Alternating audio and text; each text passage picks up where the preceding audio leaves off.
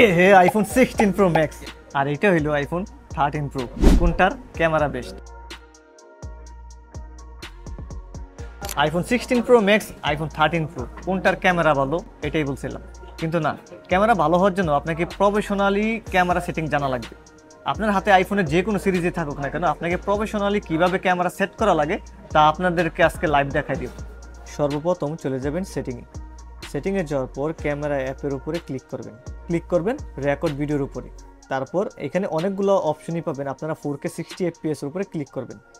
Scroll করে নিচে আসলে HDR ভিডিও যেটা এটা অন থাকবে, এটাকে নর্মালি অফ করে দিবেন। এটা অফ করে দিলে ভিডিওতে ভিভিড ফিল্টার কাজে লাগাতে পারবেন। ব্যাগে চলে আসবেন, ফরম্যাটসের উপরে ক্লিক করবেন। হাই এফিসিয়েন্সি থাকবে, এটাকে মোস্ট কম্পেটেবলের উপরে ক্লিক করে রাখবেন। ব্যাকে চলে আসবেন, প্রিভিয়াস সেটিংয়ের উপরে ক্লিক করবেন। ক্রিয়েটিভ কন্ট্রোলটা চালু করে দেবেন। এটা চালু করলে আপনার ভিভিড ফিল্টারটা পিকচারের সময় পার্মানেন্টলি থাকবে 15 এর নিচের সিরিজগুলোতে।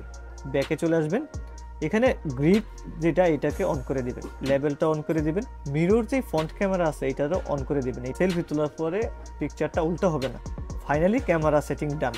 এইভাবে ক্যামেরা সেটিংগুলো যদি ঠিক করে নেন তাহলে প্রফেশনালি ভিডিও এবং ছবি তুলতে পারবেন। আর একটা মোস্ট ইম্পর্টেন্ট একটা বিষয় আপনাদেরকে বলি, আমার পার্সোনাল মতামত এটা, যারা প্রফেশনালি ফটোগ্রাফি করতে চাচ্ছেন বা ভিডিও করতে চাচ্ছেন, মোস্ট ইম্পর্টেন্ট বলছি যেহেতু এটা আজকে আপনাদেরকে দেখাই দিই। আমার পার্সোনাল মতামত, প্রত্যেকটা ভিডিও করার আগে, পিকচার তোলার আগে আপনার হাতে থাকা যে কোনো কাপড় বা যে কোনো একটা কাপড় দিয়ে হলো ক্যামেরাটা এইভাবে পরিষ্কার করে নেবেন।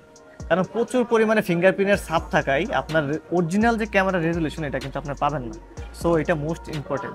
আশা করা যায় ক্যামেরা সেটিং নিয়ে আপনারা একদম ক্লিয়ার। ভালো প্রফেশনাল ভিডিও করুন আর আইফোন কেনার জন্য অবশ্যই আমাদের অ্যাপেলেক্সে চলে আসুন। ভালো থাকবেন, আসসালামু আলাইকুম।